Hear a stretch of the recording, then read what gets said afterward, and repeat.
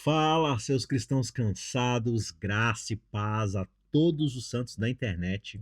Chegou a hora da gente seguir na nossa jornada estudando o amor e a justiça de Deus, que é o tema desse trimestre na lição da escola sabatina. E o tema do episódio de hoje é livre-arbítrio, amor e providência. Já deu para sentir que vem um pouco de polêmica por aí, né? Porque se tem um assunto que deixa muita gente confusa, é esse. Afinal de contas, se Deus ama, se Ele é amor e se Ele é justo, por que, que o mal ainda continua agindo por aí? A gente até ouve que Deus ele é soberano, ou seja, que ele pode fazer o que bem entender, que ele tem poder para fazer o que quiser, que nada foge do seu controle, que ele sabe tudo o que está acontecendo. Só que será que isso significa que tudo o que acontece é porque exatamente ele quer que aconteça? Tipo aquele tropeção no meio da rua que você dá quando está distraído. Será que Deus planejou que isso acontecesse da forma como aconteceu? Ou quando alguém perde o emprego, será que era Deus ali mexendo as pecinhas no tabuleiro? E o pior, quando algo terrível acontece, será que Deus realmente decidiu assim? O problema do mal tem atormentado assim vários crentes desde sempre, há muito tempo. Muita gente diz: "Olha, Deus sabe o que faz, não questione". Mas será que Deus realmente queria que a gente sofresse? Afinal, o próprio Jesus disse que no mundo a gente teria sim aflições, mas que a gente tivesse coragem porque ele venceu o mundo. Ou seja, Deus ele já tinha avisado, o próprio Jesus já tinha nos avisado que o sofrimento, de um jeito ou de outro, viria. Mas ele também deixou garantido que toda essa realidade de sofrimento que nós vivemos não é a história toda. A história ainda não acabou. Então, no fim das contas, como é que funciona essa tal de providência divina? Será que Deus ele está no controle de tudo, no sentido de que ele determina cada detalhe? Ou será que ele age respeitando a nossa liberdade? O que ele quer de verdade e o que ele permite, será que são as mesmas coisas? E mais, se Deus é de fato todo-poderoso, por que, que ele não simplesmente faz com que tudo aconteça do jeito certo de uma vez por todas? A resposta para essas perguntas pode sim mudar completamente a forma como a gente vê Deus, como a gente se relaciona com Ele e até como nós encaramos o sofrimento. E é exatamente isso que a gente vai explorar no tema de hoje.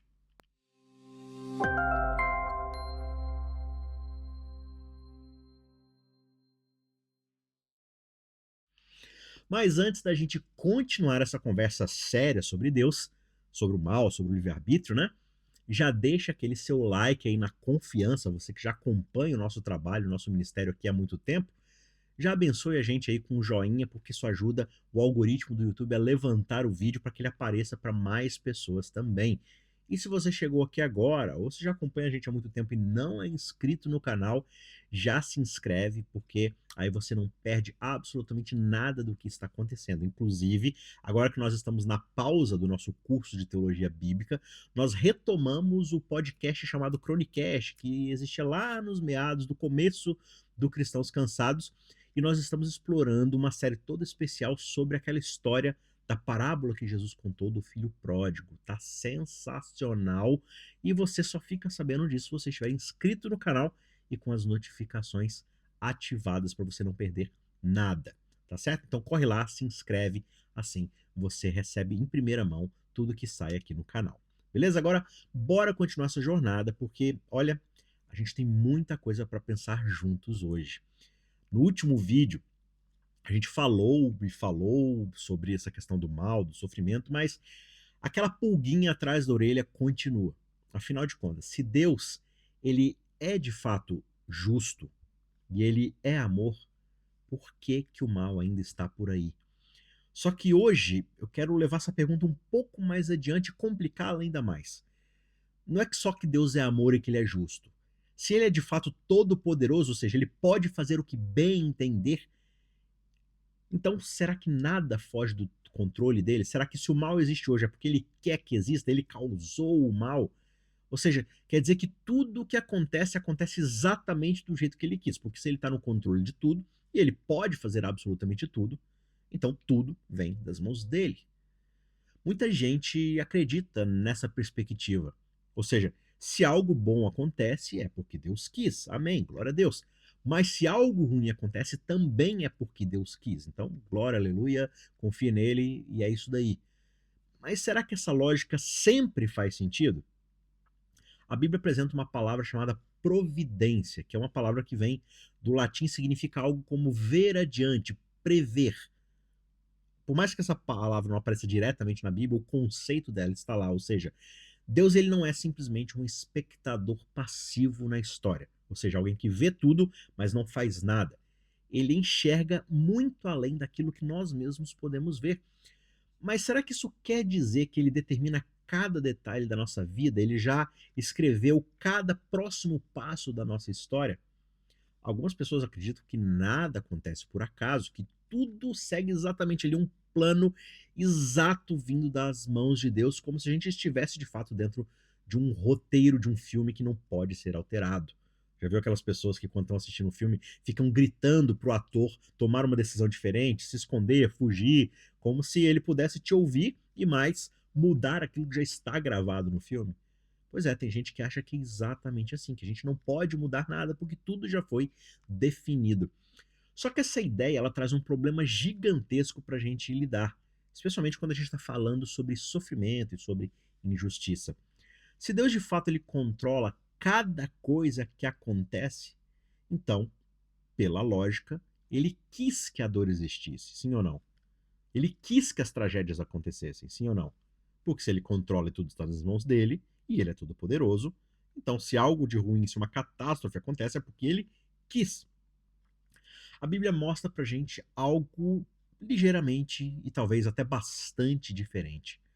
Se tudo acontece exatamente como Deus quer, será que ele diria coisas como: o meu povo não quis ouvir a minha voz? Isso está lá em Salmo 81, verso 11. Ou: como eu queria ajuntar vocês como uma galinha junta os seus pintinhos debaixo das minhas asas, mas vocês não quiseram. Lucas 13, 34. Parece que tem muita coisa acontecendo ali na Bíblia que não é exatamente aquilo que Deus quer, mas ainda assim, ele permitiu que acontecesse. Existem vários outros textos que mostram o ser humano rejeitando a vontade de Deus. E isso deveria mudar toda a nossa discussão e toda a nossa perspectiva sobre esse assunto.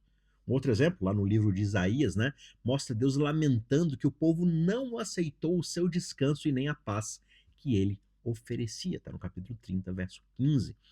E ele diz que queria ter feito algo diferente, mas aquelas pessoas simplesmente não aceitaram.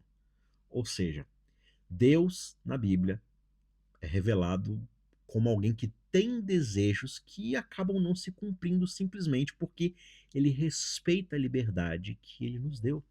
Se Deus ele forçasse tudo a ser daquele jeitinho que ele quer, simplesmente não existiria amor verdadeiro, como a gente explorou no episódio anterior, né? Seria somente obediência automática. Lembre-se que o amor é algo que não pode ser imposto. Se eu obrigo alguém a amar, deixa automaticamente de ser amor. Agora, olha só que curioso. Mesmo com tantas vontades não realizadas ali na Bíblia da parte de Deus, ela, na verdade, a Bíblia mostra pra gente um Deus que é feliz. Mas como será que isso é possível? Porque a gente vive num mundo onde a felicidade parece estar ligada a ter tudo do jeito que a gente quer. Enquanto eu não alcançar as coisas do jeito que eu sempre sonhei, eu não serei feliz. Só que a Bíblia mostra que Deus, mesmo tendo desejos que nem sempre se cumprem de acordo com a sua vontade, continua sendo completo, alegre, bondoso e cheio de amor e graça. E isso quer dizer que a verdadeira felicidade não está em controlar tudo nos mínimos detalhes, mas em amar plenamente e completamente. Pense nisso. Muita gente acha que só consegue ser feliz quando tiver tudo o que sempre sonhou, tudo o que sempre desejou. Só que se nem o próprio Deus tem tudo do jeito que ele quer, que ele sonha, que ele idealiza, e mesmo assim ele é pleno, será que a gente não deveria estar buscando a felicidade nos lugares certos, ao invés de buscar nos lugares errados, como muitas vezes a gente tem feito? Veja, o problema do mal não é só uma questão filosófica que a gente pode ficar aqui discutindo por muito tempo, né? Uma pergunta ali, uma reflexão sobre Deus e tudo mais, mas é também um espelho que nos ajuda a ver o caráter de Deus e nos ajuda a entender o que realmente significa ter uma vida completa e uma vida satisfeita. Então, como é que Deus ele age no meio desse mundo tão bagunçado, tão fora de ordem, tão fora da sua vontade muitas vezes? Afinal, se ele não força tudo a ser do jeito dele, como é que a Bíblia diz que Deus ainda está no controle? E mais, o que a gente quer dizer quando nós falamos que Deus é todo-poderoso? Será que isso significa que ele pode fazer absolutamente qualquer coisa do jeito que ele quiser? Jesus disse o seguinte, ele disse lá em Mateus 19:26 que para Deus todas as coisas são possíveis. Mas espera aí, todas as coisas mesmo? Porque lá no Calvário, enquanto Jesus estava na cruz, os líderes ali zombavam. Se você é o filho de Deus, desce da cruz. Será que ele poderia ter descido? Será que ele tinha poder para isso? E a resposta é: claro que ele tinha poder para descer da cruz. Ele tinha poder para chamar quantos anjos quisessem, matar todo mundo ali e levar de volta para o céu e destruir a raça humana de uma vez por todas, visto que eles estavam fazendo com o próprio Filho de Deus. Ele tinha poder para isso. Só que se Jesus fizesse isso, se ele simplesmente salvasse a sua própria pele, o que aconteceria com a gente? Esse é um daqueles momentos em que a gente percebe que Deus ele não faz tudo o que pode fazer, porque ele escolhe agir de acordo com o seu caráter de amor. E muitas vezes essa decisão vai criar ou vai influenciar outras questões, especialmente no mundo onde nem tudo é perfeito por causa das nossas próprias escolhas, do exercimento da nossa liberdade. Então, Deus, ele, Jesus, né, ele, Deus, homem, ele não salvou a si mesmo porque ele escolheu salvar a nós. E isso muda absolutamente tudo. Então, qual que é o conceito que a Bíblia mostra pra gente? Ser todo-poderoso não significa que Deus simplesmente faz tudo o que ele quiser do jeito que ele quiser, mas significa que ele usa o seu poder pleno de acordo com o seu amor e o seu caráter. Agora, olha essa outra questão aqui. Deus, então, ele quer que nós o amemos, certo? É para isso que ele nos criou e para isso ele nos deu liberdade. Mas ele poderia simplesmente nos forçar a amá-lo? A gente volta naquela questão que a gente já trabalhou um pouco na semana passada. E a resposta, obviamente, é não. Deus não poderia nos forçar a amá-lo. Mas peraí, você não acabou de falar que Deus é todo poderoso, ele pode fazer o que bem entender?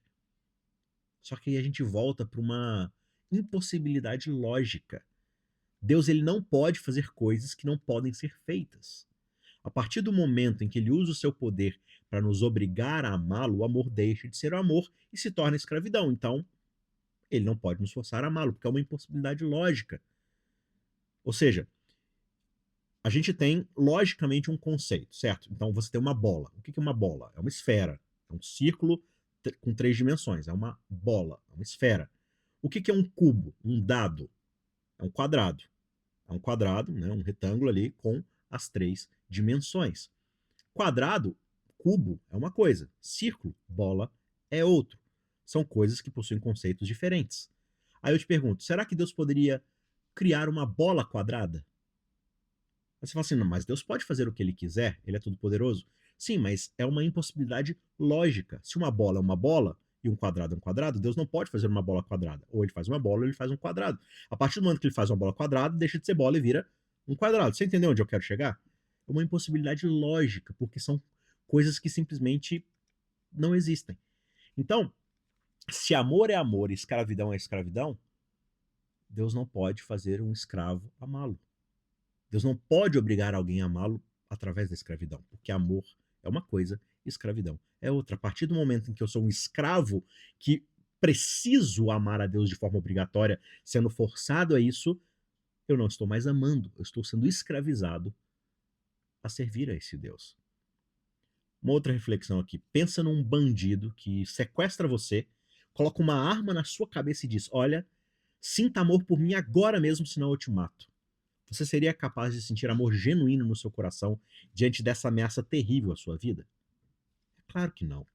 É como a gente já disse, o amor ele só floresce no terreno da liberdade. Então, pela lógica, para o amor existir, ele precisa ser fruto de uma escolha genuína. Ele precisa ser desenvolvido através da nossa liberdade de escolha. Deus ele não nos criou para sermos escravos. Ele nos criou sim para amá-lo, mas ele não pode obrigar ninguém a amá-lo, porque a partir do momento em que ele obriga alguém a amá-lo, deixa de ser amor. Porque amor forçado, simplesmente, logicamente, não é amor.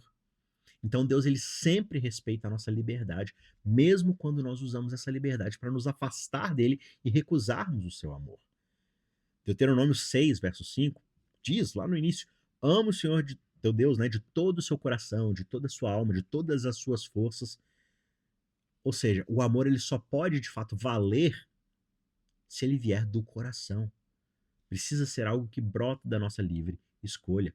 Se ele impusesse esse amor, imediatamente deixaria de ser uma relação e passaria a ser uma manipulação. Então isso significa que Deus ele também escolhe limitar o exercício do seu poder. Ele pode sim usar o seu poder para nos forçar a obedecer, por exemplo, mas ele escolhe não fazer isso. Ele poderia nos programar como robôs para nunca errarmos, mas aí a gente seria simplesmente isso, robôs. E robôs não têm sentimento, eles são programados para demonstrar aquilo. Então você sabe que existe uma impossibilidade dele te amar de volta. O valor verdadeiro do amor só existe porque alguém escolheu exercer esse amor. Então, a verdadeira fé, que é a confiança, né? A verdadeira confiança, o verdadeiro amor, a verdadeira devoção, tudo isso só pode existir onde existe liberdade, onde existe escolha. Se não a liberdade, se não a escolha, é escravidão, é manipulação, é qualquer outra coisa menos amor e menos confiança. E aí vem a pergunta que realmente faz a gente pensar. Se Deus ele de fato respeita a nossa liberdade e ele escolhe não nos forçar a nada, então como é que ele age no mundo? Como é que ele toma as suas decisões? Será que ele simplesmente deixa as coisas acontecerem ou existe um plano maior em ação? E aí entra um conceito que já causou muita confusão, que é a expressão predestinação. Quando a gente ouve essa palavra, e ela é fruto de vários debates no meio evangélico, parece que Deus está escrevendo tudo nas estrelas muito antes das coisas acontecerem. Ele já definiu como tudo vai ser e não existe como fugir do nosso destino. Só que a Bíblia, ela tem conceitos ali que não parecem sempre concordar com essa visão. Às vezes parece que Deus está agindo à revelia de tudo, mas às vezes parece que existe ali uma certa flexibilidade e uma certa escolha do ser humano.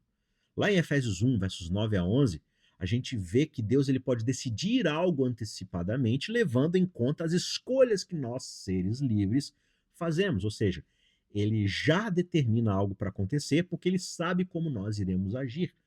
Ou seja, não necessariamente predestinação seja um roteiro fixo, onde a gente é apenas personagens sem voz, mas é um plano que já considera cada passo que nós vamos escolher e tira disso a melhor coisa possível. Né?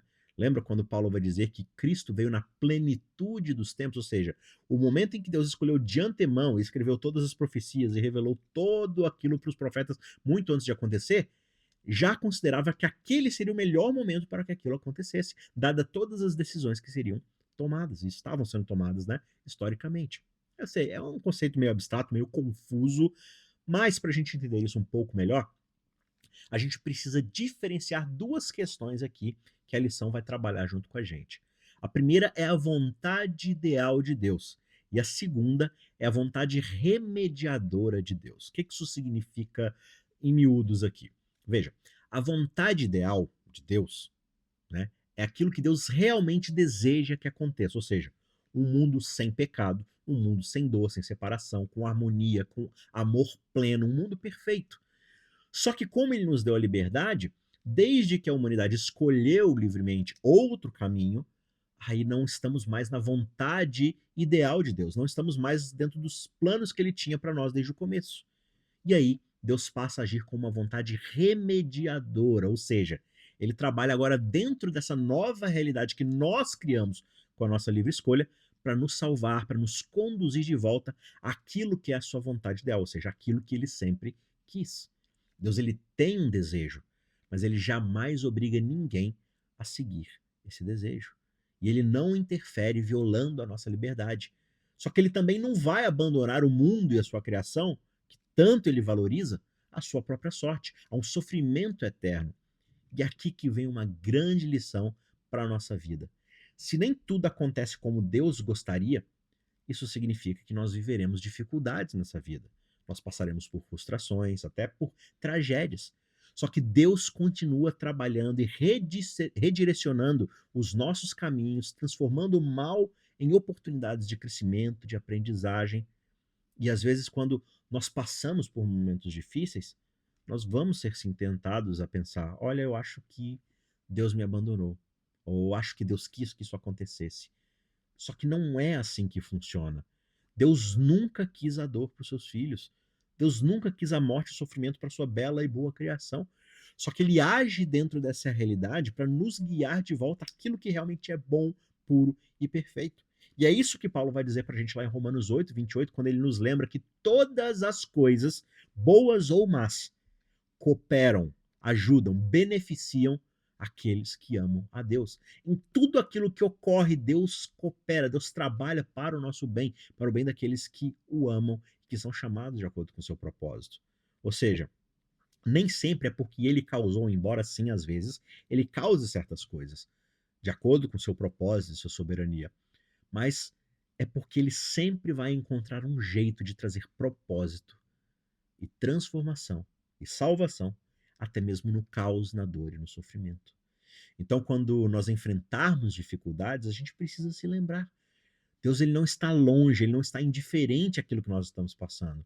Ele está agindo, mas ele faz isso sem roubar a nossa liberdade. E isso muda completamente a maneira como a gente enxerga a vida e o nosso futuro. Mas talvez você esteja se perguntando como é que isso se conecta, se liga com a forma como Deus então ele governa o mundo. Porque se ele não está controlando tudo como um mestre ali das marionetes, então por que que tantas coisas ruins acontecem no mundo? Será que o mundo não está simplesmente entregue ao acaso? É assim que muita gente pensa. E olha, até que faz sentido que essas pessoas pensem assim, porque é só a gente olhar ao nosso redor. É tanta guerra, tanta tragédia, tanta injustiça. E às vezes a vida parece completamente um caos aleatório. Mas será que é assim mesmo? A Bíblia mostra pra gente um quadro um pouco mais complexo.